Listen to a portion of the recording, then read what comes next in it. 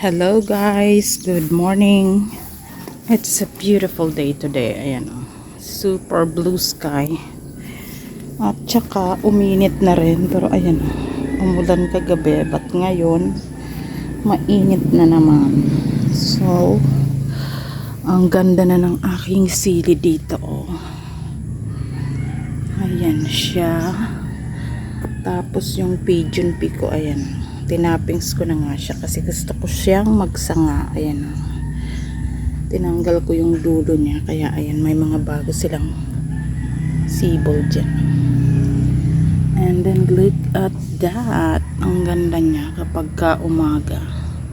Kaya lang ito, daming langgam.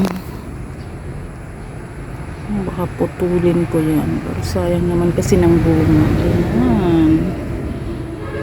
Diba? Tapos yung okra ko dyan, surviving naman siya. So tinanggal ko na yung isang lemon dito. Nilipat ko dun sa naiinitan pero may isa pa dyan.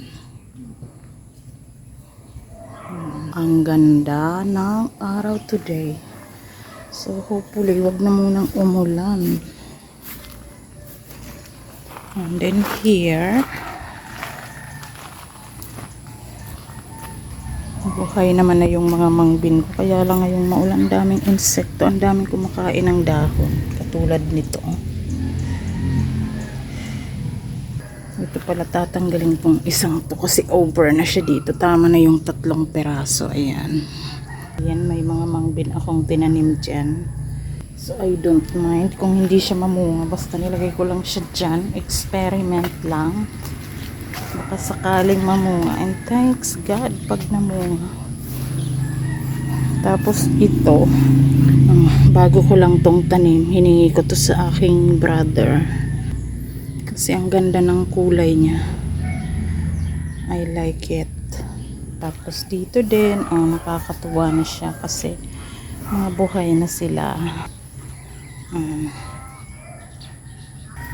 Let's go to my backyard kasi marami na din ditong mga nagpa-progress na tanim ako. Ayan, ito nga yung sitaw, sigarilyas, ayan, gumagapang na siya. Lagyan ko lang ng ganyan lang, mababa lang siya. Tapos pag dito na sa taas, dito ko na lang siya pagapangin sa steel matting. And then here, ayan pinutol ko na yung malunggay dito kahapon. Ginulay namin, napakinabangan kasi papatayin ko na ito. Lalagyan ko ng konting space dyan para madaanan. Ayan, so ito yung mga tanim ko dyan. Mga buhay naman na sila. Diba? Ito yung nilipat kong lemon. And then here, ayan na siya. Gumagapang na yung aking, I believe this is a scarlet runner. So hindi ko alam kung mamumunga siya dito na mainit, maulan at mainit. Pero may yung mga tirang seeds lang kasi to. So ano na to? 2 years na yata yung seeds. Tapos tinanim ko dyan, nabuhay naman. Pero yung iba hindi na nabuhay. Ito na lang. And then, ayan, gumagapang na siya dyan. So, ito mga, nilalagay ko lang tong pagapangan. Ito, malunggay lang to. So, nilagay ko lang siya dyan. Katulad niyan. And then, gumagapang na siya, diba? And then, diretso na siya dito sa steel matting. Dyan ko na lang siya pagagapangin. And then, on this side, yung ano ko dito, namumulaklak na ang aking pigeon pea. Ayan, Look. See? So, talagang ano siya, December siya namumunga. So, ayan. Diba? Nagsimula na siyang magbulaklak. Ayan. Tapos, ayun pa. Tapos, meron ako ditong nilagay na malunggay. Ito, yung pinutol ko. Nilagay ko dito. Ayan. Ewan ko kung matuloy na yan. Ito, wala pa akong makitang bulaklak. Pero, mga buds na rin siguro yung mga tumutubong yan. I think so. Ang ganda. Puro green. I like that greenery. And by the way, from now on, I'm gonna call my channel Green Eds kasi meron akong kaparehas na pangalan sa YouTube. So, babaguhin ko na lang yung pangalan ng aking channel. Papalitan ko siya ng Green Eds. Kasi I do organic. Green symbolizes organic, natural, sustainable, parang ganon. And Eds is like an advantage. So, parang pag you have a garden, you have an advantage. So, yun na lang yung naisip kong ipangalan. Parang garden advantage. Pero gagawin ko na lang Green Eds para maiba lang. So, this one is, ano ba to? 2 years old na din yan. Rambutan. Ayan siya. Diba? Ang ganda na ng malunggay ko ditong mga pinutulan. Ayan, oh. Super lalaki ng dahon. Look at this. So, actually, pwede nyo tong kainin na ganito lang, oh. Nakakain siya ng hilaw. Pait-pait, pero kaya naman. So, buti na lang nag-spray sila dyan ng ano. Pinatay nila yung mga damo. Siguro magtatanim sila dyan. Dati puro lang yan damo. So, ngayon, parang nag-spray sila kasi mga patay yung damo.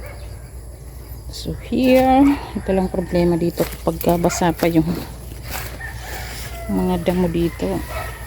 Masyadong makati. Ang daming lamok. So, dito, dito pala yung mga fern. So, kung umiinit sana na nalinis ko na dito kahit pa paano, pero hindi kasi umiinit. Laging umuulan. So, hopefully umiinit ngayon para mag-dry yung mga dahon. Makapaglinis ako bukas. Look at that. Ayan nga, oh.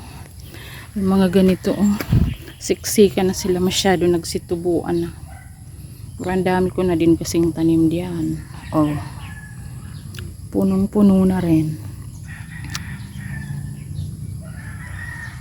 Tapos may mga ganyan. Hinahayaan ko lang to kasi mga gusto ko.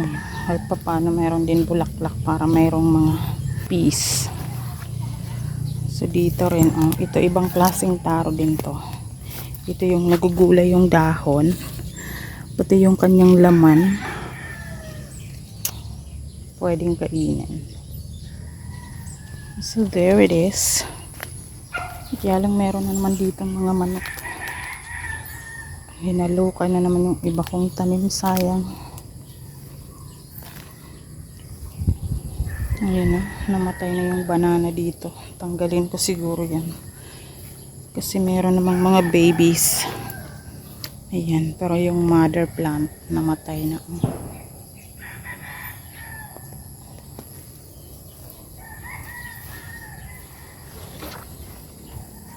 O, diba?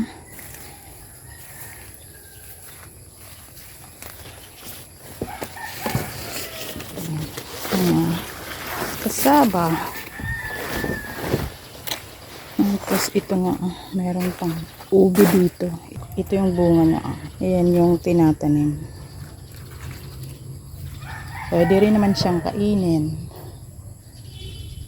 Pwede lang yun ilaga. Ang dami kong ubi dito. Ninanakaw na nga eh. So yan. Tapos yung pinya ko dito, ang laki na. 2 years old na rin to, pero well, magtutu siguro to sa January or February. Ang laki na, pero wala pang bunga. Hindi na kasi naiinitan, gawa ng nasisilungan itong kamansi. Pero ang laki na para ilipat. So hopefully mamunga naman siya dyan. Kasi yan, mga ubi pa rin yan. So I have a lot of ubi here. Pero yung ubi kasi okay lang siya dyan. Hindi naman siya nasisira dyan sa lupa. lumalaki lang siya ng lumalaki, kaso pag super laki na ang hirap bunutin, ang hirap i-harvest. So yan, dito naman ayan yung aking kamyas. Oh, di ba ang ganda na nung pinutulan ko kasi nagkasanga siya ng marami. Ayan na siya. So ayan lang, kapag marami ng tanim, nasi-shade na siya ng bonggang bongga. Ayan, may mangga dito. So ito nga nakita ko yung lime, mayroon na din siyang namulaklak na, iisa lang. So yeah, ganun lang, kahit pa paano nakaka-happy na rin kasi makakakita tayo ng new life in our garden. Oh, diba? Ang ganda. Kahit dyan, wala pa kasing mga bahay dyan. Ang ganda pagka hindi dikit-dikit yung bahay. So ayan, parang fresh na fresh lang yung nakikita mo in the background.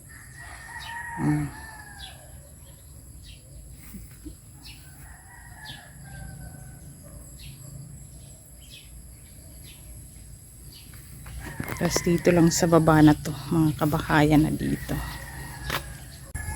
And then dito sa harap, ganyan na siya. Diba? Kahit pa paano, umayos-ayos na yung itsura niya. Ang ganda ng may ground cover para green pa rin siya. And then, hindi masyadong matilamsik yung lupa kapag mayroong ground cover. Ayan. So ayan, mabilis lang nag-spread yung mga perennial peanut ko dito. So pinapagapang ko na lang yan dyan, pakunti-kunting linis. Tinatanggal ko yung Carabao grass kasi ayan, mahirap siyang i-maintain. Tumataas kasi siya. So na lang, gagapang na siya papunta dyan kahit mabato pa yan. Ito nga, ganon.